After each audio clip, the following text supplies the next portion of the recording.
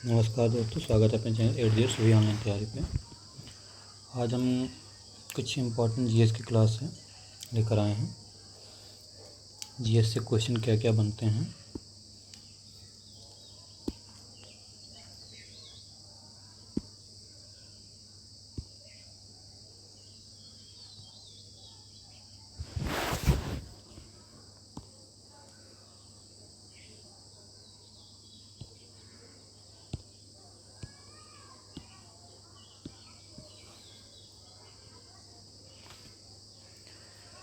तो पहला जो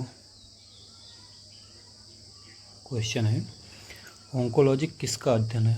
तो ओंकोलॉजी जो है आपका कैंसर का अध्ययन है। कैंसर ओंकोलॉजी में कैंसर का अध्ययन क्या है। मानव मस्तिष्क का वजन कितना होता है। तो लगभग 1350 ग्राम मानव मस्तिष्क का वजन होता है। एल्युमिनियम का अयस्क, एल्युमिनियम को हरी धातु भी बोलते हैं, इसका अयस्क क्या है। तो ये बॉक्साइट है। मानव द्वारा सुने जाने की अधिकतम क्षमता कितनी है। तो 20 हर्ट्ज से 20,000 हर्ट्ज तक तो है मानव सुन सकता है। सफ़ेद फास्फोरस किस में रखा जाता है। तो सफ़ेद फास्फोरस को मिट्टी के तेल में रखा जाता है और सोडियम को भी मिट्टी के तेल में रखा जाता है। मृगमरीचिका किसका उदाहरण है। तो मृगमरीचिका या इंद्रधनुष या हीरे का चमकना या ऑप्टिकल फाइबर, ये चार चीज़ें हैं। ये पूर्ण आंतरिक परावर्तन, टोटल इंटरनल रिफ्लेक्शन का उदाहरण होती हैं। कौन कौन से। मृगमरीचिका, इंद्रधनुष बनना, हीरे का चमकना, ऑप्टिकल फाइबर और जो सड़क पे जो पानी टाइप का लगता है वो मृगमरीचिका होती है। ठीक। फिर डीएनए का संरचना मॉडल किसने दिया। तो वाटसन और क्रिक ने डीएनए की खोज की थी। कैमरा के लेंस बनाने में किस प्रकार के कांच का प्रयोग होता है। तो कैमरा का लेंस जो है फ्लिंट कांच का प्रयोग होता है। रक्त का थक्का नहीं बनता किसकी कमी से। तो कल हमने बताया था विटामिन के की कमी से रक्त का थक्का नहीं बनता। अगर विटामिन के है तो आपको रक्त का थक्का जमने में सहायक है। किसी धातु को गर्म करने में प्रतिरोध क्षमता पर क्या प्रभाव होता है। तो प्रतिरोध क्षमता क्या होगी उसकी, बढ़ जाती है। हवाई जहाज़ के ब्लैक बॉक्स किस रंग का होता है। तो हवाई जहाज़ का जो ब्लैक बॉक्स होता है, ये क्वेश्चन ऐसे कॉमनली पूछ लिया जाता है। ब्लैक बॉक्स है तो लोग ब्लैक ज़्यादा क्लिक करते हैं, लेकिन हवाई जहाज़ का जो ब्लैक बॉक्स होता है वो नारंगी रंग का होता है। फ्यूज का तार किस धातु का मिश्रण होता है। फ्यूज का जो तार तांबा, सीसा और टीन, ठीक है, 3 चीज़ों का मिश्रण होता है फ्यूज का तार। हाइड्रोलिक ब्रेक के सिद्धांत पर कार्य करता है। हाइड्रोलिक ब्रेक जो है पास्कल के सिद्धांत पे काम करता है। फिर परमाणु संयंत्रों में मंदक के रूप में किसका प्रयोग किया जाता है। मंदक मतलब जो उसके क्रिया को नियंत्रित करते हैं, उसके रूप का प्रयोग DTU और ग्रेफाइट। DTU का होता है भारी जल और ग्रेफाइट का प्रयोग मंदक के रूप में किया जाता है।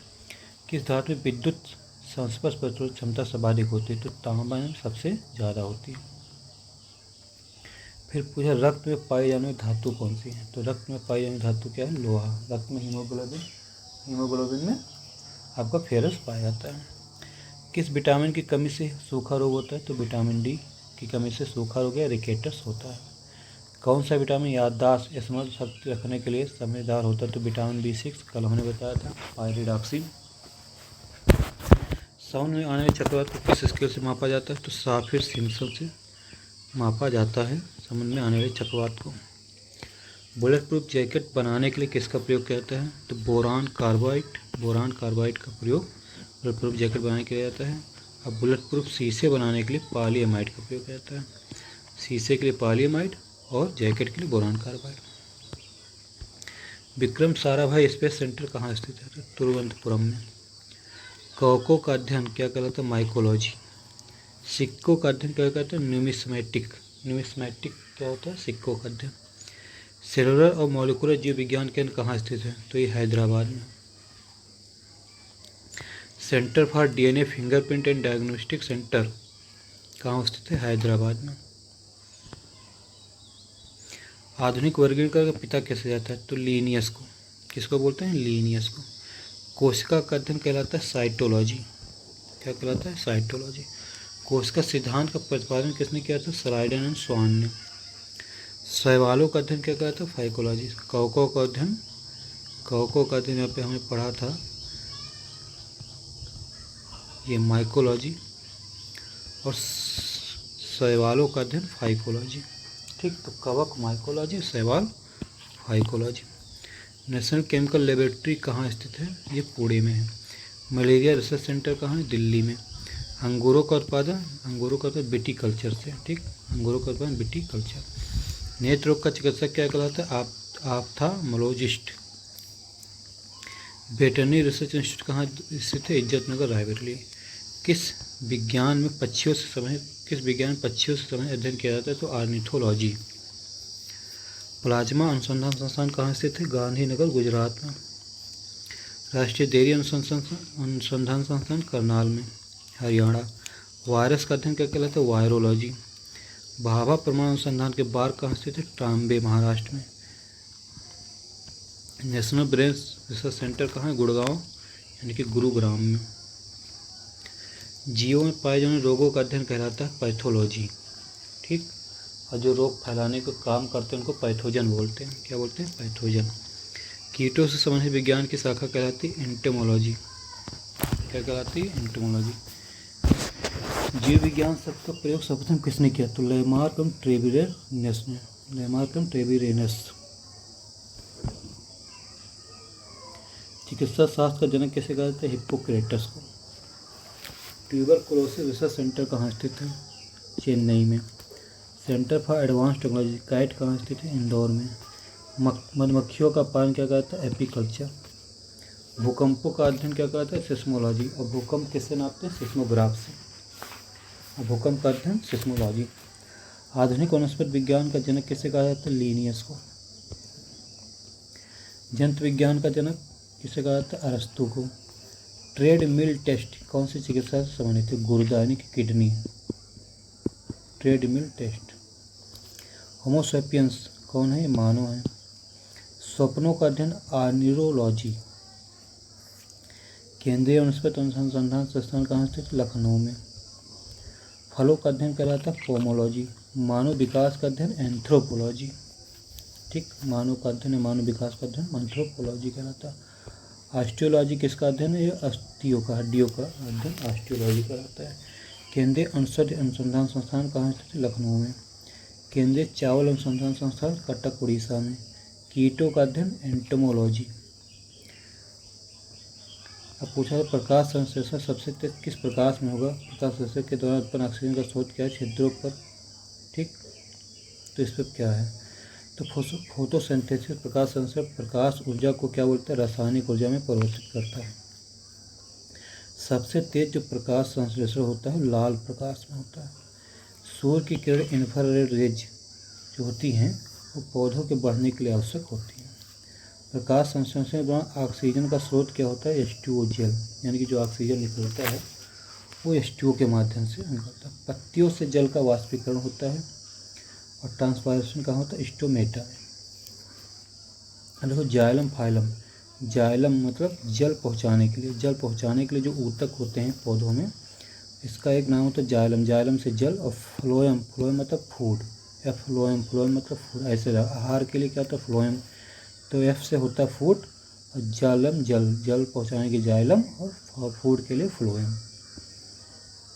प्रकाश संश्लेषण के सबसे आवश्यक मुख्य ऊर्जा क्या होनी चाहिए? यानी कि मुख्य स्रोत क्या होने? सौर ऊर्जा। तो पौधे पोषण कहाँ से पाते हैं? पौधों की पत्ती में रंग का कारण खारे पानी में पौधे, हवा में मीठे पानी और किस्म में लिया जाता है। ठीक, तो पौधे पोषण कहाँ से पाते हैं? जड़ों से, यानी कि भूल से। तो पौधों की पत्तियों के हरे रंग का क्या कारण है? क्लोरोफिल के कारण पौधे की पत्तियाँ जो होती हैं हरी होती हैं। और क्लोरोफिल में क्या होता है? मैग्नीशियम पाया जाता है। ये क्वेश्चन कई बार पूछा गया है। क्लोरोफिल में क्या होता है? मैग्नीशियम। और प्रकाश संश्लेषण की क्रिया पौधे में जो होती है क्लोरोप्लास्ट में होती है। किस में होती है? क्लोरोप्लास्ट में। तो खारे पानी में उगने वाले पौधों को हेलोफाइट्स और मीठे पानी में उगने वाले पौधों को हाइड्रोफाइट्स बोलते हैं। मृदा विहीन पौधे, मृदा विहीन में बिना मिट्टी के जो पौधे होते हैं वो हाइड्रोपोनिक्स, या हवा में उगने वाले पौधों को एरोपोनिक्स बोलते हैं। तो मृदा विहीन पौधे हाइड्रोपोनिक्स और हवा में उगने वाले एरोपोनिक्स। नाइट्रोजन किस रूप में पौधे लेते हैं? नाइट्रोजन को जो है किस रूप में लेते हैं? नाइट्रेट के रूप में पौधे लेते हैं अपने आहार के रूप में। घटपर्णी या कीट भक्षी पौधे जीव को क्यों खाते हैं? तो अपने नाइट्रोजन की कमी को पूरा करने के लिए वो क्या करते हैं, ये पौधे जो कीटों को खाते हैं। फिर पूछा गया एनीमोमीटर से क्या मापा जाता है, वायु की गति मापने के लिए। क्रोनोमीटर क्या है, जलयानों में सही समय मापने के लिए क्रोनोमीटर। केस्कोग्राफ क्या, पौधों की वृद्धि बताने वाला यंत्र होता है। फायदोमीटर क्या होता है, समुद्र की गहराई मापने का यंत्र। जीएम काउंटर, गागर मोरल काउंटर क्या होता है, रेडियो एक्टिविटी से निकलने वाले रेडिएशन को चेक करने के लिए। हाइग्रोमीटर, सापेक्ष आर्द्रता यानी कि आर्द्रता के लिए हाइग्रोमीटर। पायरोमीटर, उच्च तापमान मापने के लिए, लगभग 2000 सेंटीग्रेड तक मापने के लिए। सिम्पसन क्या होता है, समुद्र में आने वाले तूफानों को यानी चक्रवातों को नापने के लिए। लैक्टोमीटर, दूध की शुद्धता मापने का यंत्र। स्फेग्नोमीटर, रक्तचाप मापने का यंत्र। विद्युत बल्ब क्या काम करता है, विद्युत बल्ब विद्युत ऊर्जा को प्रकाश ऊर्जा में बदलता है। विद्युत सेल क्या करता है, रासायनिक ऊर्जा को विद्युत ऊर्जा में बदलता है। फोटो इलेक्ट्रिक सेल क्या होता है, प्रकाश ऊर्जा से विद्युत ऊर्जा में बदलता है। डायनमो क्या करता है, यांत्रिक ऊर्जा को विद्युत ऊर्जा में यानी कि मैकेनिकल एनर्जी को इलेक्ट्रिकल एनर्जी में बदलता है डायनमो। इलेक्ट्रिक मोटर क्या होता है, यह इलेक्ट्रिकल एनर्जी को बदलता है मैकेनिकल एनर्जी में। सितार जो होता है बजने वाला यंत्र, सितारों को करता है मैकेनिकल एनर्जी को साउंड वेव में बदलता है, साउंड एनर्जी में।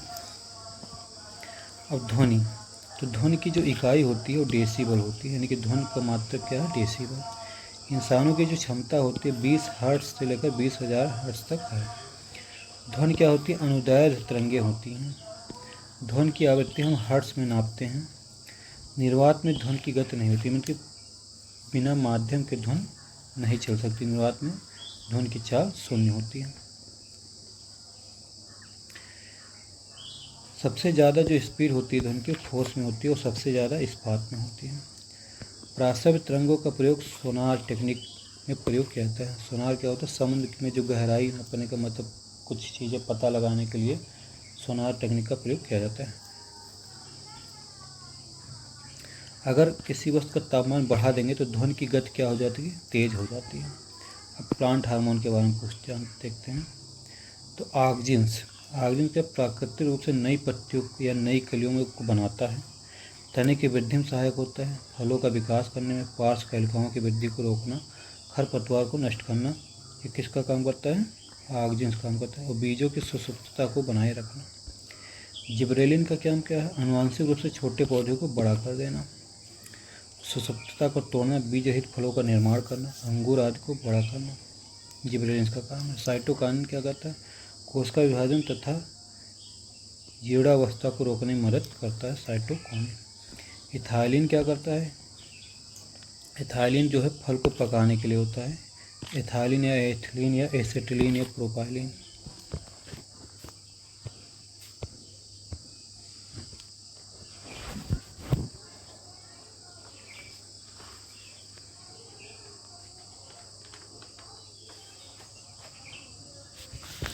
इसके अलावा हम देखते हैं लाफिंग गैस, कई बार पूछा गया लाफिंग गैस।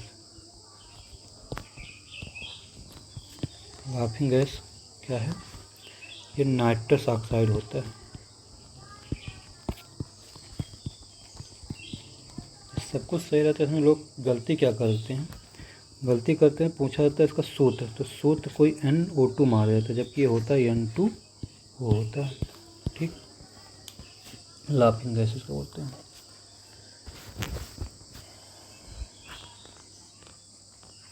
तो आज हम यहीं तक छोड़ते हैं, फिर अगले क्लास में और आगे पढ़ाएंगे आप लोग को। नमस्कार, आप लोग चैनल को सब्सक्राइब कराइए।